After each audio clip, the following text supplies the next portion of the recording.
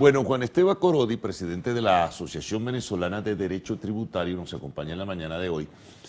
Y bueno, la presencia de Juan Esteban viene muy a propósito, ¿verdad? En este sentido, un poquito para conversar, orientar, tener algunas definiciones que aún no están claramente establecidas sobre esta ley de pensiones de seguridad social que se aprobó recientemente y que ya promulgó el Poder Ejecutivo en la figura de Nicolás Maduro. Entonces, hay, Juan Esteban, mucha confusión, falta la reglamentación de la misma. En la ley aprobada es muy genérico lo que se dice con un porcentaje de hasta 15%. La empresa privada ha propuesto entre un 5 y un 6, no todas las empresas pueden asumir, se planteó el tema de las exoneraciones, en fin, todo todavía es un tanto confuso y bueno, y habría que esperar el momento, fecha definida y clara de la implementación de este instrumento jurídico. Así que bueno, ayúdanos un poquito a ubicarnos a los venezolanos en el tema. Muchas gracias por la invitación, Carlos. Para la Asociación Venezolana de Derecho Tributario, este año nosotros presentamos nuestras investigaciones en función a dos temas. El tema de la carga tributaria en Venezuela, la presión tributaria, y el tema del consumo masivo. En ese sentido, nosotros encontramos que en los estudios, las investigaciones que presentamos, dos datos que te doy. El empresariado venezolano, los contribuyentes que llaman especiales, dedican más de 200 declaraciones y pagos de impuestos al año. Eso es prácticamente una declaración cada día. Eso es respecto a la carga, digamos, formal que tienen. Adicionalmente, hay que atender fiscalizaciones de todos los entes que tienen potestad tributaria, tanto nacionales, municipales como estadales. Pero adicionalmente, esa carga tributaria se materializa en casi un 80% de la utilidad de las empresas que tienen utilidad. Y muchas empresas en Venezuela, producto de la crisis económica, en este proceso de recuperación económica en la que estamos, no tienen utilidad. Y sin embargo, están llamadas a presentar declaraciones, están llamadas a pagar impuestos. Esas son, digamos, unas distorsiones que creemos que tienen que arreglarse. Y sin embargo, se incorpora una nueva especie tributaria a toda esta nueva carga, una especie tributaria que, como tú bien decías, en su concepción legislativa es muy genérica, tiene hasta un 15% en su alícuota, pero la base de imposición es sumamente amplia, Carlos. Esa base que está establecida en la ley incluye no solamente los sueldos y salarios o el salario normal que se paga en los 15 y últimos, sino todas las bonificaciones y todas las ayudas no salariales. Entonces, eso puede generar una carga importante. No, y despejar dudas. Fíjate, por ejemplo, hay algunas empresas o grupos empresariales en el país que aún pues hacen vida y actividad acá, que tiene a través de su contratación o de sus convenios particulares jubilaciones. Entonces eso se convertiría en una especie de doble tributación, porque aparte de que tú jubilas a un personal y le cancelas mensualmente determinado monto estipulado o establecido, entonces ahora también tienes que sumarle algo que surge de un fondo de pensiones. Y otra cosa que te lo pregunto como interrogante, a ver si nos orientas en ese sentido. ¿Quiénes van a ser los favorecidos con ese fondo de pensiones? Por ejemplo, los del Seguro Social, que buena parte de ellos no está inscrito en el sistema Patria, o tienes que estar inscrito en el sistema Patria para poder recibir entonces el aumento de ese monto del fondo nuevo de pensiones que se crea. La verdad es que la ley no establece un fondo para fiscal. Esta ley es recaudada por la Administración Tributaria Nacional, el CENIAT, y por lo tanto todo lo que se recaude va al Tesoro Nacional, que cubre todo lo que está establecido en el presupuesto. Pero adicionalmente queremos decir que es redundante.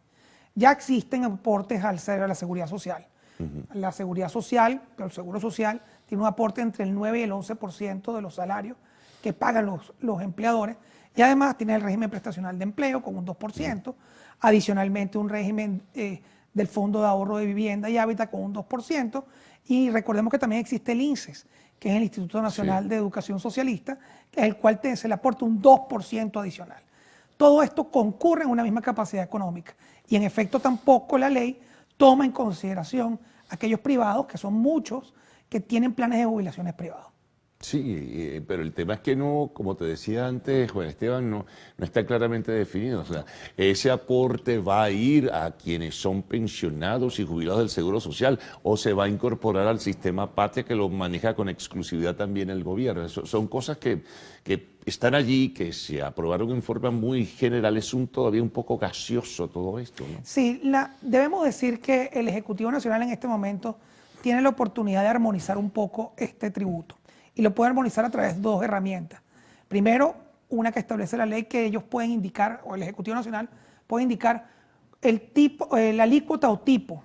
Sí, sí. Y lo puede hacer. Hay mucha discrecionalidad en ese Sí, sentido. definitivamente es discrecional e incluso no es correcto que la ley deje esa discreción al Ejecutivo. La ley tiene que establecer cuál es la alícuota y otorgar seguridad jurídica. El presidente, que es el que preside el Poder Ejecutivo, tiene la potestad de decidir a quién se exonera y a quién no. Y además tiene la facultad de exonerar. Esas son dos herramientas que creo que pueden ser muy útiles. Lo ideal es que esta especie tributaria no haya aparecido, pero pueden ser muy útiles para armonizar, Carlos. Puede decir, establecer una exención de base para pequeños empresas, pero también para empresas que son de sectores muy estratégicos, tales como alimentos, salud, quizás telecomunicaciones, banca, seguros. Es muy importante que se tomen en cuenta, además, empresas privadas que están altamente incididas, no solamente por los tributos que pagan todas las empresas, sino por tributos especiales, Carlos. Sí, no, es importante eso que señalas porque uno pudiera decir como cualquier ciudadano que deberían, antes de establecer fecha definitiva o definida para la implementación, que se consulte a todos los factores involucrados en ese sentido, ¿no? Tienen que conversar con la empresa privada, va a ser 15 todo el mundo, va a ser, o lo van a clasificar digamos, por actividad económica, en fin, una serie de detalles que no se conocen aún. Debería ser así, Carlos, incluso debió existir un estudio de impacto económico para nosotros entender cómo se va a insertar este tributo. Todos los tributos se trasladan, Carlos, es un fenómeno como la ley de la gravedad. Tú incluyes un nuevo tributo y ese tributo se va a trasladar al precio o a la calidad del producto, de los bienes y servicios que están a disposición de todos los venezolanos. Sí. Bueno, Juan Esteban, vamos a hacer una pausa, nos vamos a regresar enseguida para seguir conversando contigo. Estamos con Juan Esteban Corodi, presidente de la Asociación Venezolana de Derecho Tributario.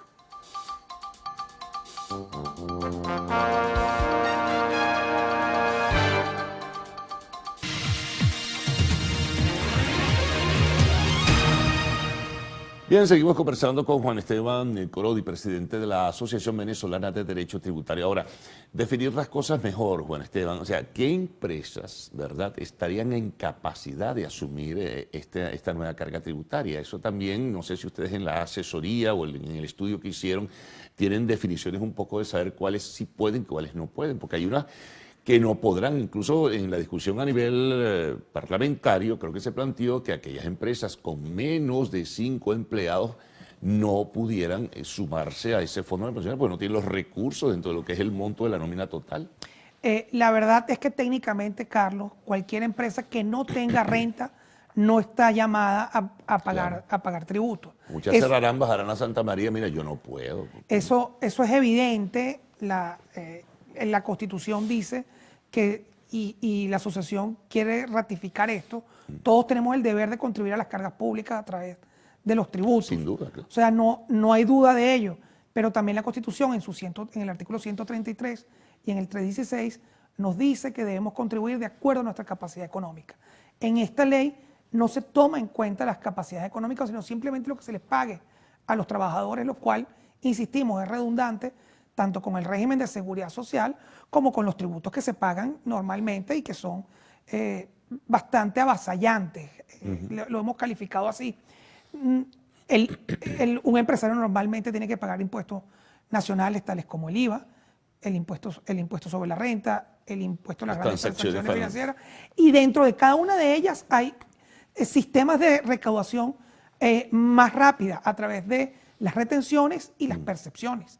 Pero adicionalmente hay una importante tributación municipal, una importante tributación estatal y además tributación parafiscal, no solamente de la seguridad social, sino a ciencia y tecnología, deportes, drogas y además, como te decía, cada una de las actividades especiales tiene tributación para cada, por ejemplo, alcoholes y cigarrillos tiene su tributación, bancas, seguros, también la tiene. Ahora, ustedes tienen un estudio o un aproximado, Juan Esteban, sobre lo que la empresa privada como tal o algunos sectores en particular entregan en carga tributaria al Estado venezolano. Sí, es muy importante tu pregunta.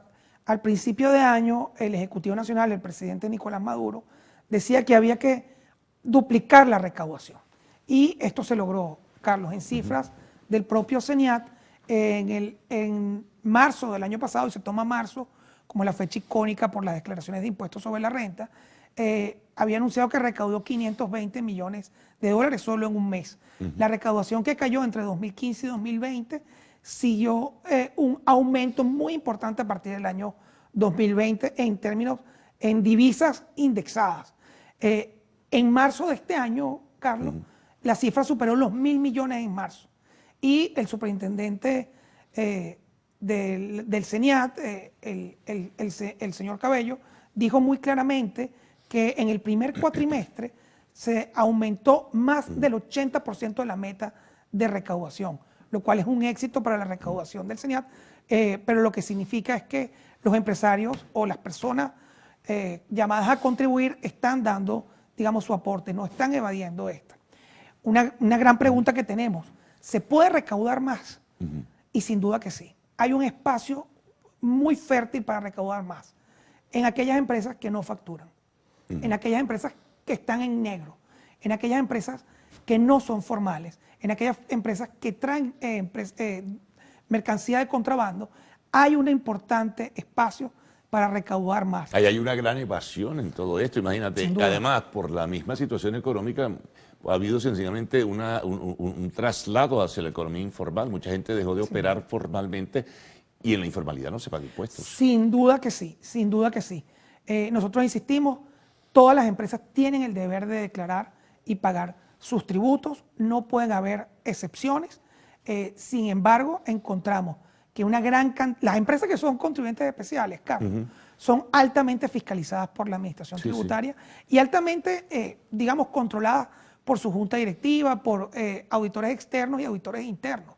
Allí pueden existir que hayan errores, puede haber algún criterio que pueda estar disímil, pero no hay una evasión importante. La evasión está en el negro, en aquellas personas que no facturan, aquellas personas que traen mercancía de contrabando. Y a eso se le suma el tema que todavía no termina de implementarse la factura electrónica, que ayudaría muchísimo, pero muchísimo a evitar esa evasión fiscal. La factura electrónica sin duda es una deuda que existe en el país, pero para incorporarse a la factura electrónica tiene que haber buenos servicios públicos y tiene que haber una legislación muy clara para el respeto de los derechos de los contribuyentes. Y una buena conexión también.